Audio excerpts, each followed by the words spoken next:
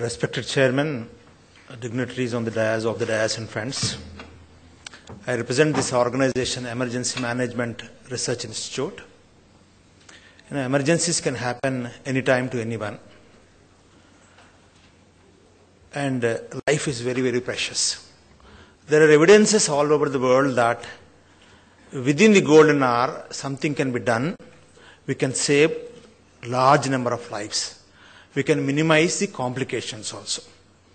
And by having a unified telephone number, by having a pre-hospital care in an ambulance, and if we can quickly, safely, scientifically move the person in individual emergencies to a hospital situation, we can significantly bring down the morbidity, mortality. More so in case of some cardiac problems. Countries like India, where by 2020 it is estimated that we'll have more and more problems. Road traffic accidents. We have trimodal deaths, sudden deaths instantaneously occurring, a few minutes to few hours deaths happen, which can be ably be prevented by having a very good pre-hospital care, which was not existing in our country. And ambulances are also two types, the basic life support and advanced life support. The competencies available within the ambulances are also what is called a basic EMT and the advanced, what is called a paramedic. Organizations like WHO very clearly indicated that developing countries should have these basic life support systems. Even in the ambulance also there are two levels of care. One is what we do on scene and what we do during the transportation. So I'm trying to put all this to understand that it is an evidence-based approach. In a situation, what we have started our journey in 2005 as an organization which focused on individual emergencies. In India, it is estimated that we will have about 300,000 individual emergencies every day, putting together police, medical and fire. So this sort of an organization, Emergency Management Research Institute, it is beyond the regular 911 system what is there in developed nations like USA or 112 in UK. Emergency management, EM component focuses on the individual emergencies.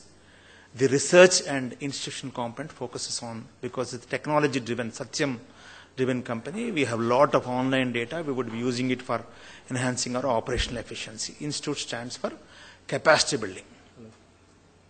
So what I want to tell you as before I start using some of these is that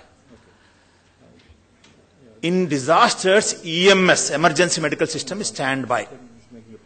In the last 365 days, when we try to, before coming here, we try to look into our data, about 329 instances, almost every day, almost very close to that, about 92% of the days, we have a multi-casualty incident where more than 10 victims are involved. What our chairman was rightly mentioning, be it be a bomb blast, being a bridge collapse, a house collapse, bomb blast in Hyderabad, you name it, n number of things we are already there. So the EMRI organization, which essentially is thought to focus on individual emergencies, which has thought that inevitably we have to be there, and essentially we are also there in multi-casualty instances and disaster management also, which is relevant to our discussions today. And our faith in partnership is really shown in our own logo, that the rectangle below this alphabet E shows that it has to be a partnership-oriented approach. We have to have partnership with the telecom providers. We have to have partnership with the doctors. We have to have partnership with the hospitals, government, private, all this put together, because though it was started as a private initiative, we have realized that mammoth work has to be done. It has to be in collaboration with so many things. So before we started journey, as I was mentioning that there are evidences, there are estimates made that about 300,000 individual emergencies happen, and then most of the times it is the poor, vulnerable who are succumbing to this sort of a thing. And I was mentioning about access is a single unified number, as in the case of 911 in developed nations. And availability of communication, availability of transportation also. And more than that, the humanness, what I refer as affectionate care. And finally, cost. equitable distribution in terms of the Indian context. So if there were the gaps, and then we try to address this, and then this initiative has come from the chairman, founder, Satyam Computers Limited, his brothers and family, with a very single vision that this organization has to be in the business of saving 1 million lives by 2010. In order to save 1 million lives, we were very clear that we have to be in the business of responding to about 30 million emergencies. And that has to be in the framework of a public-private partnership. But the four wheels which drive our ambulances, or the most important one is the technology, the second one is the leadership, the third one is a partnership, and fourth one is the research and training. We were very, very clear. And when we started our journey with about 70 ambulances, spreading in a place of about 50 towns, catering to about 25 million population, looking at the efficiency, effectiveness, the professionalism with which the organization started, Government of Andhra Pradesh has become a partner. Initially, it gave us a number, and it has given us a nodal agency status. April 2005 we have started. At present, we are there in about 6 states, and then 5 states have already signed MOU. So let me take the privilege of welcoming a member of the NDMA, Shishila Reddy Garu.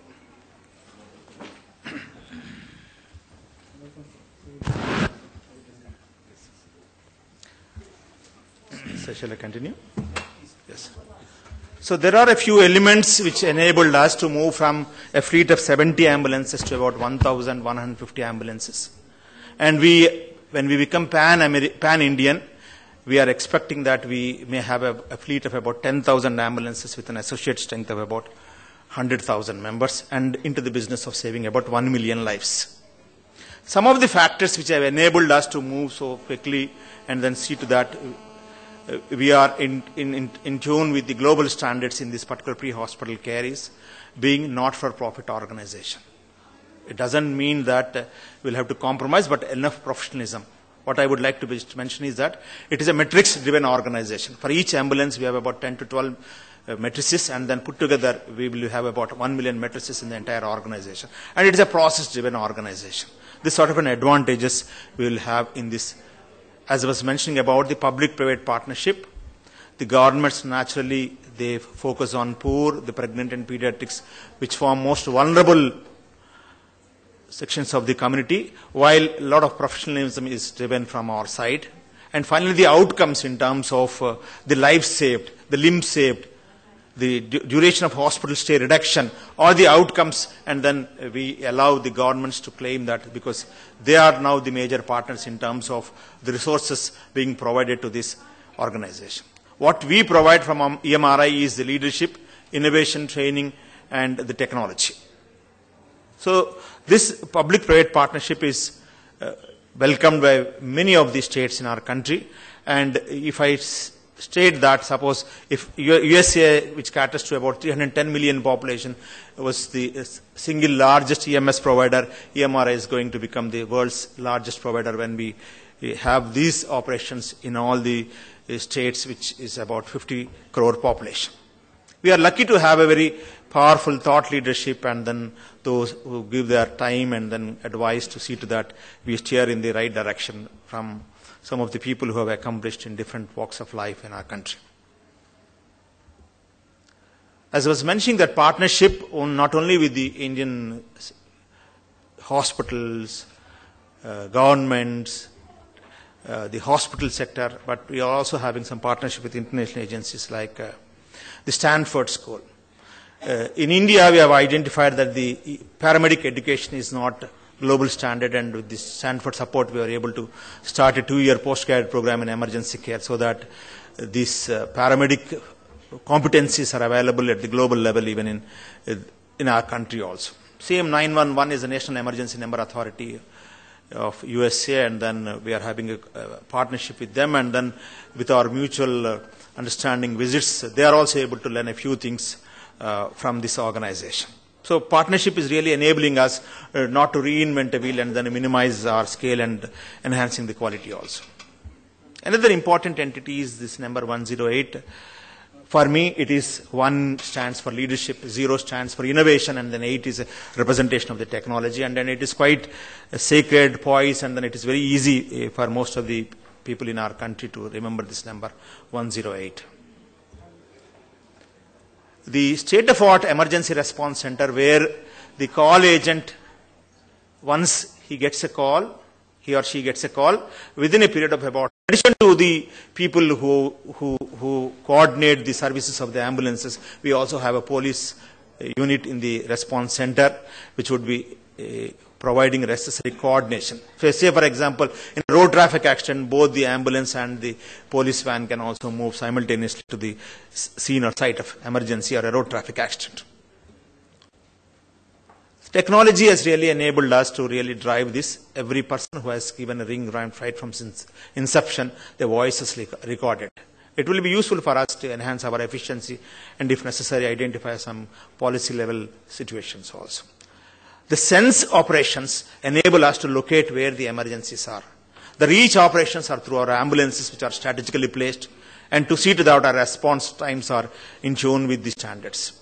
And care, I was mentioning about the pre-arrival instructions, the protocol-based approach by the paramedic, and the medical direction given by the doctor, what we refer as emergency response center physician, will enable better quality pre-hospital care. The advanced the automatic vehicle location technology, AVLT, will enable us whether the ambulance is stationary or is moving. Say, for example, if there is a multi-casualty incident, and because a drop-down screen will come and then it will identify which are the nearest ambulances, for example, 7 to 10, and then we can dispatch all the ambulances if there is a multi-casualty incident. If one ambulance is busy, we can also identify which is the next best ambulance we can choose. Earlier, we used to have some maps which were giving some aerial distances. Now we have enabled that their road maps are available, so that we'll be very clear about the travel times and response times also. In that way, every innovation what is happening here would be facilitating the patients what was referred as a golden minute, a golden hour, and then we are also trying to see to that the platinum minutes are also taken into consideration, particularly in cases of road traffic accidents. This is a little comparison with the developed nation where the similar systems were existing like the past 40 years.